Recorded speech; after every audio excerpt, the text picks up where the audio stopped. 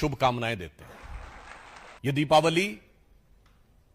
अद्भुत दीपावली है और हम सबके जीवन की पहली दीपावली है जब श्री राम लला विराजमान पूर्ण भव्यता और दिव्यता के साथ श्री राम मंदिर में स्थापित हो चुके हैं और उसके बाद का यह ज्योति पर्व है। परंतु दुख की बात यह है कि वो लोग जो सदैव राम मंदिर के अभियान से द्वेष करते रहे और राम मंदिर निर्माण का क्लेश उनके मन में रहा, वो इस उजाले के पर्व में भी अपने मन के अंधकार को दूर करने में सफल नहीं हो रहे हैं। और इसीलिए लोकतांत्रिक संस्थाओं, लोकतांत्रिक व्यवस्थाओं पर उनके मन का अंधकार हावी होता दिखाई पड़ रहा है। जहां एक तरफ आज चाहे साधु संत हो, जन सामान्य हो या भक्त लोग हो, सभी प्रसन्न हैं, आह्लादित हैं और प्रधानमंत्री श्री नरेंद्र मोदी जी को साधुवाद दे रहे हैं, वहीं इन विपक्षी दलों के मन का अवसाद बार बार उभर कर सामने आ रहा है। तो उनके लिए मैं कहना चाहूंगा कि जो सत्ता का मोह है आपके अंदर, जो हारने के बाद भी दिमाग से जा नहीं रहा है, तो सुंदरकांड में रावण को हनुमान जी ने एक संकेत दिया था। मैं किसी के लिए शब्दशः नहीं कह रहा हूं,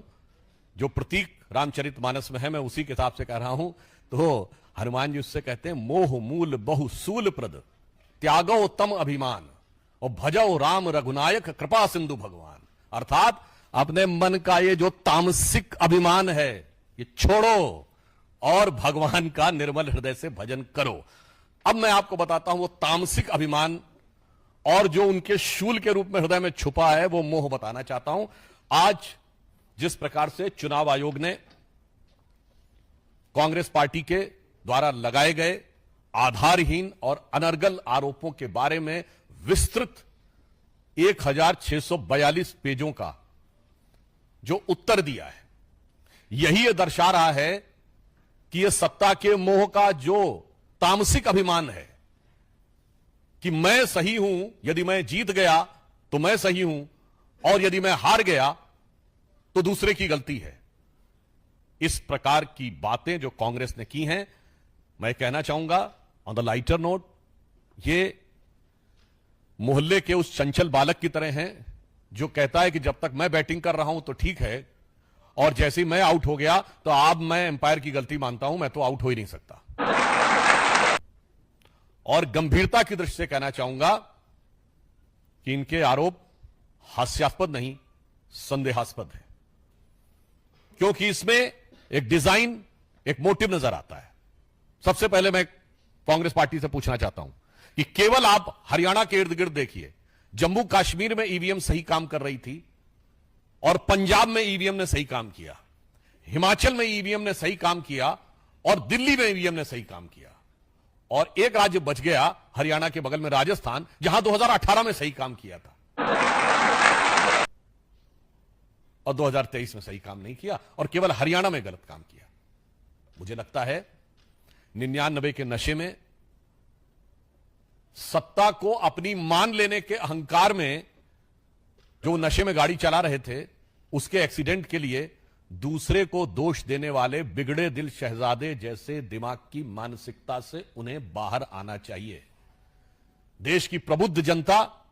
इस प्रकार के हास्यास्पद तर्कों को अब संदेहास्पद दृष्टि से देखने लगती है कि मात्र पिछले वर्ष तेलंगाना में भी चुनाव आयोग ने बहुत अच्छा काम किया, कर्नाटक में चुनाव आयोग ने बहुत अच्छा काम किया,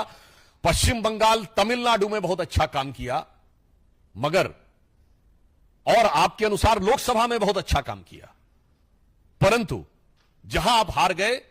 वहां के ऊपर सवाल उठा। वैसे बिंदुवार चुनाव आयोग ने उत्तर दिया है, यह एक तकनीकी और संवैधानिक संस्था के द्वारा दिए गए उत्तर के ऊपर मैं कोई टिप्पणी नहीं करना चाहता,